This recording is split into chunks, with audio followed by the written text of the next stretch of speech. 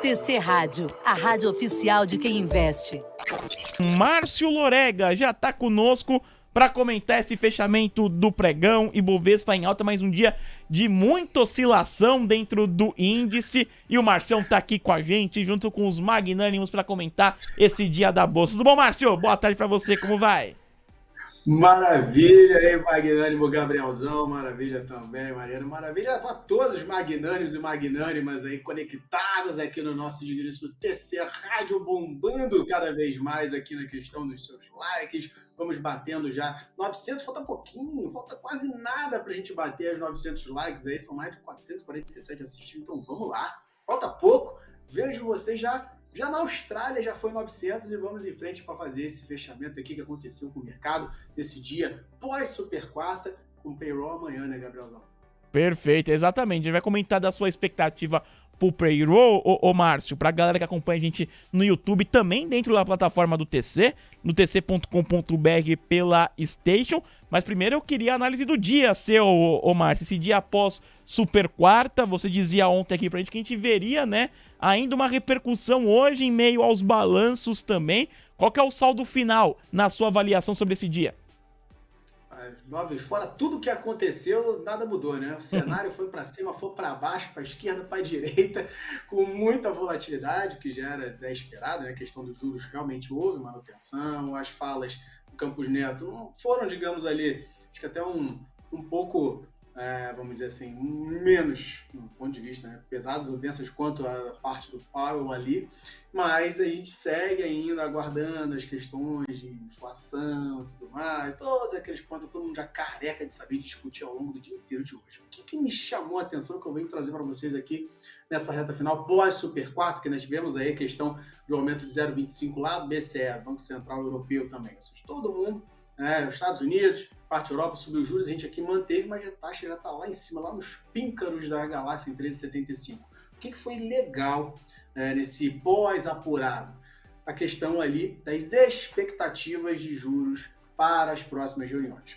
A próxima, muito clara, é a questão de junho, tanto aqui quanto lá, é a questão de manutenção, tá? De manutenção, isso aí já bem resolvido, bem claro, salvo, digamos ali, aquela questão do data dependent que o Paulo trouxe, mais uma vez eu reitero aqui, se os dados virem muito, muito deteriorados da economia norte-americana, a gente pode ter uma antecipação disso. Tá? E aqui no Brasil ainda segue aí a questão do arcabouço, que ainda vai olhando, e diversos outros pontos que ainda não estão muito claros, que ainda fazem o Campos Neto se sentir seguro em querer fazer a convergência, digamos, aí da inflação para o nível mais baixo, e aí mantém o fluxo como está, segue o jogo nos 13,75, e, digamos, não está claro que para frente isso aí vai se reduzir e vai ser muito claro para o segundo semestre, realmente, assim como nos Estados Unidos. Só que no segundo semestre, aí que entra o ponto, olhando o CME Group, que faz essa análise de expectativas, Gabriel e magnânimos e magnânimas, é que para julho começou um fluxo um pouquinho maior para que a gente tenha uma queda de 0,25 lá nos Estados Unidos. Já em julho? Já em julho. Olhando o atualizado de agora, já para julho. E aí é que me chamou a atenção, pegando o mais atualizado desses exatos segundos, estavam batendo aí 56,1% de chance de ter um corte de 0,25 lá nos Estados Unidos.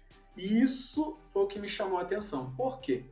Se o cenário lá nos Estados Unidos, os dados realmente cada vez mais se confirmarem, e não para junho, mas para julho haver uma queda, e é no finalzinho de julho essa reunião, 26. Aqui no Brasil a gente tem reunião no dia 1 e 2 de agosto, ou seja, a gente teria a de junho, essa seria a manutenção, mas o que geraria de pressão para que houvesse, digamos, que fosse o mínimo corte se os Estados Unidos realmente mantiver esse movimento que está aqui hoje, demonstrando um potencial maior, né, 56% de chance de ter um corte de 0,25, como é que não vai ser uma pressão em cima do Campos Neto aí para, digamos, dar um corte pequeno que seja de 0,25, sinalizando, digamos, até um pouco, né, antecipado ali, aquela questão do segundo semestre, já ali, digamos, para junho, como é que isso vai caminhar, ou propriamente com agostão ali, que seria o segundo semestre, mas mais antecipado até do que a própria curva que está trabalhando só com setembro ali um corte.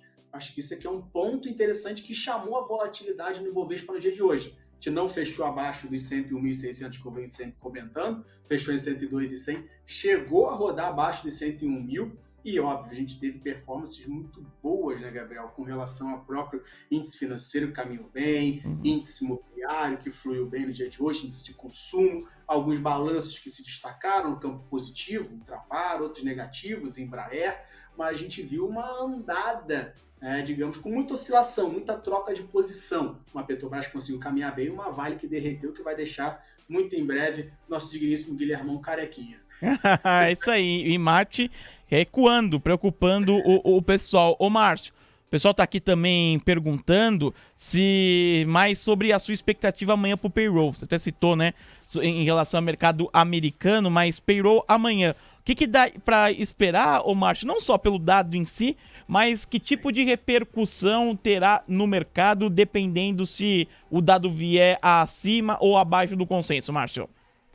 Se o dado vir acima, aí vai reforçar e, obviamente, vai mexer com esses dados que eu estou trazendo aqui, nessas expectativas do CME Group com relação aos juros norte-americanos. Se é um dado muito robusto, forte da parte do mercado de trabalho norte-americano, é fato que vai minguar isso aí, a gente vai ter realmente, cada vez mais claro e confirmado, um corte para o segundo semestre em diante. Se vir um dado muito deteriorado dessa parte do payroll, dessa criação de vagas do setor privado lá nos Estados Unidos, aí a gente tende realmente a ter essa probabilidade aumentada na questão de ter um corte já na reunião de julho. E o que a gente tem de projeção é óbvio. No período anterior veio 236 mil, estão esperando que já haja uma queda, para 181 mil.